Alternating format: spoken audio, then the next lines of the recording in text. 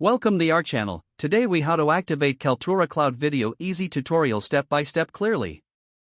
To activate Kaltura Cloud Video, start by visiting the Kaltura website. Log into your Kaltura account using your email and password. Once logged in, locate the dashboard on your screen. Click on the Admin tab in the top navigation menu. In the Admin panel, look for the Cloud Video section. Select Manage Services from the drop-down options. You will see a list of available services. Find the Kaltura Cloud Video option and click on it. On the next page, you will see an Activate button.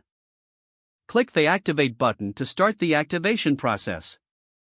A prompt may appear asking for confirmation. Click Yes to proceed. Once the activation is complete, a success message will display on your screen. Return to the dashboard to find the Cloud Video feature now available. You can now start uploading and managing your videos. For further customization, explore the settings within the Cloud Video section. If you encounter any issues, check the Kaltura support documentation. You are now ready to use Kaltura Cloud Video effectively. If the page does not load, refresh the browser or try again in a private or incognito window. Make sure you are using the correct email address, then retype it carefully to avoid small typos.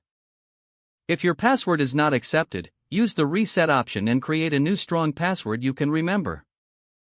Check your spam folder for verification or security emails, then complete any requested confirmation steps. Enable two-factor authentication if available to improve account security and reduce unauthorized access risk. After signing in, review your profile details so your contact information and settings are accurate and current.